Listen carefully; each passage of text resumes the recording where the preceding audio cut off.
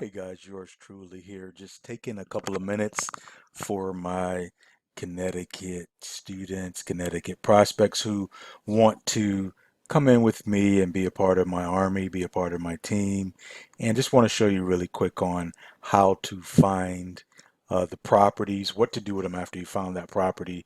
If instead of just sending me over everything and I do all the looking up, I'm going to show you how to do it so you can get a little bit of skin in the game, so you can feel like you deserve this. Finder's fee that I'll pay you. So the name of the place, the site that you're going to go to is Vision Appraisal, and we'll just take you back to the beginning, and I'll show you how to look up. I'm just going to go to Google really quick. Go to google.com. You want to put in Vision Appraisal, Connecticut. If you're in Bridgeport, put in Bridgeport. But as you can see right here, there are you have Fairfield County here, you have Connecticut here, you have Bridgeport here. Each town in Connecticut has its own separate little portal that you'll go through. A little bit different than other states, but your town of Stratford here, and this is just the system that they use. It's kind of, I don't know, it's kind of a throwback to me. It's not one of my favorites, but it is what it is. So what we do is going to click on this one here if you are in that Bridgeport area. Just going to click on Enter Online Database. And I'm going to pull up a property that someone actually sent in. This is for you, Carl. You actually sent this property in, and I already emailed you about it, but just want to show you what the process looks like. So you put the address in right there. Let me just show you something else real quick. If you happen to know the owner's name of that property, you can put it in by the name right there. If you happen to have ever get a parcel ID number on the property, you can use that, put in the parcel ID number there. But typically you won't know that information. Only thing you'll have is the address that you've looked up, and you sent the property address over to flipmylifeclub@gmail.com. And once again, here is that property that you put in. So you're just going to type that property and we're going to find out some information. Right here you see location. That's the actual where the property is. This more, you call it the situs address. Also, that's where the property is, what that property address is. You want to know who the owner is, going to look right over here. And as you can see, this is Bank of Mellon, New York. So what that means is that the bank has already come in and foreclosed on the property. Now this is a REO property, real estate owned, that the bank does own. Typically, I don't like to bother with the ones that the bank own, because what's going on now is the banks, that it's not like 5, 6 years ago where they were letting properties go for cheap just to get rid of them. Now they'll hold on to them because they're kind of onto the game now, and they're trying to get market value for these properties. So it wouldn't be of interest to me as much, unless it's something that they've held on for a long time. And I think, Carl, you told me that they've held on to this one for a real long time. So I would be interested in seeing what we could do. So what you would do at this point is go find a real estate agent up in that area. You want to put some offers in, or I'll put some offers in, but I'm going to go for a low ball price. I'm not going to want to pay any more than probably 60 cents on the dollar for this property. So you just have to have a real estate agent that understands the game and understands that this is not a one trick pony that I'm actually going to buy over and over and over again, so they end up making more money. Once again, as we scroll down here, see the Bank of New York. They're in Oklahoma. Basically tells you a little bit about this ownership history right in this section right here. So Bank of Mellon won it at the auction in April. So I know, Carl, you said it was sitting there for years, but it actually, wait a minute. Okay, it actually came back to, okay, it's actually been going through a couple of different banks here since 2013. 2013, City Mortgage had it. They took it back from Edgar Rojas here. Edgar paid 280,000 for the property back in 2005, and he lost it 3 years later. Citibank took it, and then they assigned it over to Bank of New York Mellon. But you don't have to worry about things like that. Oh, 8 years. Yeah, I'm sorry. I said two. Oh, I said okay. Yeah, It's 8 years there. And then, just to get a little bit of information, that's the picture right there that you sent me of the property. It's built in 1911, 2,045 square feet. Um, Depreciation number, which we really don't care about that. Colonial home, 1.75 wood shingle. Your basic up northern style home, early 1900s.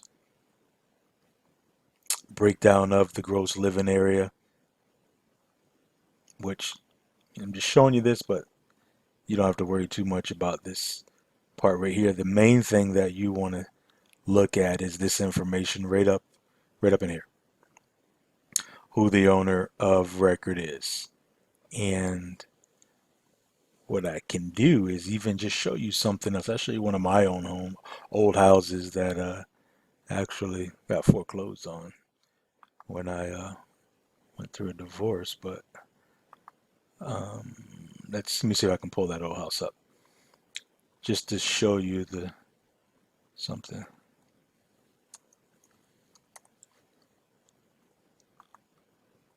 All right, guys, I tell you everything that I tell you to do, I've actually done myself. This is one of my properties that I used to own. The new owner here now is Jose Lemus, who bought this property in, wow, he paid 160,000 for it. When I bought this house back in 1999, I paid 157 for it, and it went up to about $350,000 and came back down in the marketplace. And once again, you can see right here, here's my name in it and my ex-wife. That's the number. We paid 157 back in 1999. So typically what I was looking for was uh, different addresses for the mailing address and the property address. I wasn't sure if the bank had this one or not, but once again, if the person is living in it, it's going to be this one address here. If you happen to see this address here and then a mailing address, you want to take that person's name and the mailing address and even send them a letter just saying, hey, we're interested in buying a house, want to know what's going on. Um, yeah, this is here, 157. I quit claimed it to her in 2009, and she proceeded to lose it then. But as life, things happen. Um, so yeah, that's what you're looking for. You're looking for this information right up in here, so you'll always know if it's a bank owned. Don't really mess with it, especially up there. Those price properties are 3, 4, 5, $600,000. Just isn't worth it. So you want to look for a property. You want to come over to the search here. Put whatever that city is. You got your vision appraisal site, and just see if I can think of another property that I owned up there back in the days. See what's going on with it. This one went through foreclosure. Yeah, we got some new owners in here. Uh, okay, this is a good example. Someone brought this property. This is an investment property for them. So the location of the house, if you were to have found this house or drove by it and saw it was empty or whatever, the location of the property is 104 Douglas Street. The owner over there, Mr. and Mrs. Reyes, they paid, but this is what I was talking about. See, this is their address. This is where they live in Norwalk, Connecticut. So that lets you know that this is an investment property that they paid 210,000 for back in 2009. And let's just see here. Yeah, this is the price we got it at. 270,000 back in 2005, and this guy got it for 210. That's okay. Oh wow, they redid it. Hmm. It used to be white, all white. They put some siding on it and things like that. But whenever you're looking for a property, I mean, those are the things you don't. I mean, if you just like to see what's going on with the house, that's cool right there. But this information down here is really not necessary. Okay, there's actually two owners there. Somebody got it for 110 and then sold it for 210 in 1 year and made $100,000 profit on it. Pretty good. So once again, property that you see, you take a picture of, location right here. You always want to double check to make sure where the owner of record is, and that's where you would send a letter to, not the top address. All right, hopefully this helps you out. Got any questions, definitely shoot me an email, flipmylifeclub@gmail.com. Take care.